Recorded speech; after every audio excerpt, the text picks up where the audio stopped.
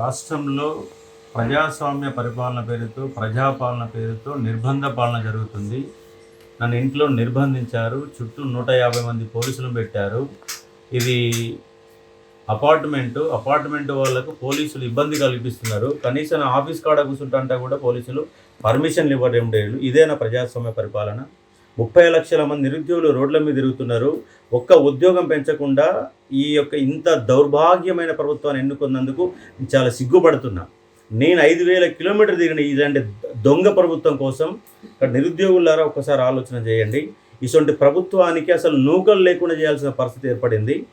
ఇంతమంది ఉద్యోగాలు పోస్టులు పెంచాలని చెప్తే సంకనాక మరి వీళ్ళు 2 లక్షల ఉద్యోగాలు ఎందుకు ప్రకటన చేశారో కూడా అర్థం కావడం లేదు. పోలీసుల నిర్బంధం ఎంత నిర్బంధం అంటే అంత నిర్బంధం. ఇంట్లోకి వెళ్ళి ఒక్కరు రావనట్లేరు, పోనీయట్లేరు. అపార్ట్మెంట్ వాళ్ళని కూడా ఇంట్లోకి రానియకుండా 150 మంది పోలీసులు పెట్టారు. ఇలాంటి నిర్బంధ పరిపాలన ఎక్కడ కూడా చూడలేదు. వీళ్ళు చెప్పేదేమో శ్రీరంగ నీతులు చేసే అన్నట్టుగా వీళ్ళ యొక్క పరిపాలన కొనసాగుతూ ఉంది. ఇది ప్రజాస్వామ్యానికి విఘాతం కలిగించే విధంగా అపార్ట్మెంట్లను కూడా ఇబ్బంది పెట్టి వాళ్ళ యొక్క పర్సనల్ ఇంట్లోకి కూడా పోలీసులు వచ్చేసి ఇబ్బంది పెట్టే ప్రయత్నం జరుగుతూ ఉంది. బట్ ఎమ్మటే పోలీసులను అపార్ట్మెంట్కి వెళ్ళి అందరూ దూరంగా వెళ్ళిపోవాల్సిందిగా నేను కోరుతా ఉన్నాను. ఇది అపార్ట్మెంట్ లోపలికి వచ్చే అధికారం వీళ్ళకు లేదు. అపార్ట్మెంట్ లోపల కూడా వీళ్ళు పోలీసులు వస్తూ ఉన్నారు. నన్ను ఇక్కడికి వెళ్ళి షిఫ్ట్ చేయకపోతే బిల్డింగ్కి వెళ్ళి దురుకుతానని చెప్పేసి హెచ్చరికలు దారి చేస్తూ ఉన్నారు. తక్షణమే ఈ అపార్ట్మెంట్ల మధ్య పోలీసులు ఉండడం అనేది కరెక్ట్ కాదు. అపార్ట్మెంట్ లోపడానికి వాళ్ళకి అవకాశం లేదు. అపార్ట్మెంట్ వాళ్ళని కూడా రాకుండా ఇబ్బంది పెడుతుంది ప్రభుత్వం. నన్ను తక్షణమే ఇక్కడికి వెళ్ళి షిఫ్ట్ చేయాల్సిందిగా కోరుతా ఉన్నాను. ఇంత నిర్బంధం ఎక్కడ కూడా చూడలేదు. ప్రజాస్వామ్యం కాదు, నిర్బంధ పరిపాలన. నిరుద్యోగులని కొంపలు ముంచడానికి, నిరుద్యోగులను గొంతులు కోయడానికి ప్రభుత్వం వచ్చింది.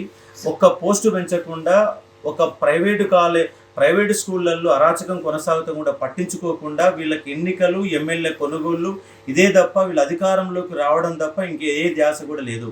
కనీసం ముఖ్యమంత్రికి నిరుద్యోగుల మీద సమీక్ష పెట్టే సోయి కూడా లేదు. ఈ బల్మూరు వెంకట్ లాంటి దొంగలు ఇక్కడ అడ్డుపడి నిరుద్యోగుల జీవితాలను ఆగం చేస్తూ ఉన్నారు. దయచేసి నిరుద్యోగులు అర్థం చేసుకోండి. ఎల్లిండి ముట్టడి శాంతియుతంగా ఈ రాష్ట్ర ప్రభుత్వానికి మన బలం ఏంటో చూపెట్టాల్సిన అవసరం ఉంది.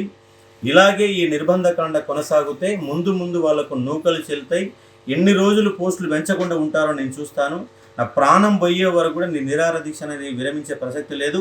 ఇమీడియట్గా నా అపార్ట్మెంట్కి వెళ్ళి ఇక్కడ అపార్ట్మెంట్ వాళ్ళకి ఇబ్బంది కలుగుతుంది కాబట్టి ఇక్కడికి వెళ్ళి నన్ను ఎమ్మటే ఇక్కడిని షిఫ్ట్ చేయాల్సిందిగా కోరుతా ఉన్నాము. మీకు ధైర్యం ఉంటే మీ పోలీస్ స్టేషన్లో దీక్ష చేస్తాను. తీసుకోపోండి, మీ పోలీస్ స్టేషన్లో కూర్చొని దీక్ష చేస్తాను. ఇంట్లో నిర్బంధం చేయడం ఎందుకు? అంత అవసరం ఏముంది? నిర్బంధం చేయాల్సిన అవసరం ఏముంది?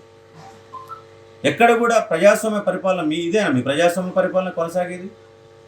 మోతీలాల్ 9 రోజుల పాటు నిరాహార దీక్ష చేస్తే కూడా సోయి లేని గవర్నమెంట్, సోయి లేకుండా కనీసం మంత్రులు అనే వాళ్ళకి సోయి లేకుండా పరిపాలన కొనసాగుతుంది.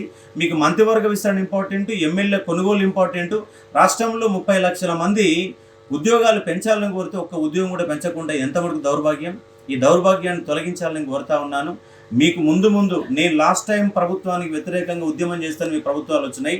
ఇలాంటి వాళ్ళు ఎందరో కలుస్తేనే మీ ప్రభుత్వం ప్రజాస్వామ్య పరిపాలన కొనసాగుతోంది.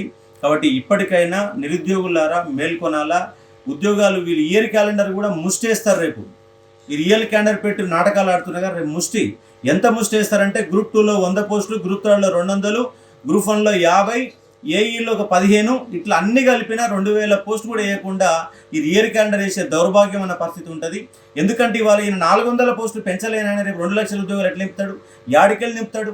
సోయి లేకుండా హామీలు ఇచ్చి ఇవాళ చేత కాదని చేతులేసే ప్రయత్నం జరుగుతుంది ప్రభుత్వానికి. రేపు ఇయర్ క్యాలెండర్ పేరుతో నిరుద్యోగులని వాళ్ళని ముంచే ప్రయత్నం జరుగుతూ ఉంది. కాబట్టి నిరుద్యోగులంతా మేల్కొనాల్సిందే. 9 రోజుల పాటు దీక్ష చేస్తే కూడా సోయి లేని గవర్నమెంట్ ఎంత ఉందంటే అలాంటి గవర్నమెంట్.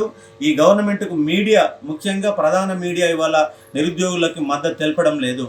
లేదంటే ముందు కూడా మీ పత్రికలని, మీ మీడియాను మొత్తం కూడా నిరుద్యోగులంతా దూరం పెట్టే ఒక పరిస్థితి కూడా ఏర్పడుతుంది.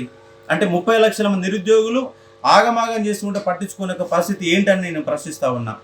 కానీ దౌర్భాగ్యమైన పరిస్థితి. ఇంట్లో దొడ్లో దోలినట్టుగా వీళ్ళు నిర్బంధకాండ చేస్తూ ఉన్నారు. కాబట్టి ఇమ్మడి తక్షణమే ఇక్కడికి వెళ్ళి బయటికి పోనీకపోతే ఇప్పుడు నేను చూస్తాను, కిందికి వెళ్ళిపోతే నన్ను ఎవరు అడ్డుకుంటారో చూస్తాను ఇప్పుడు.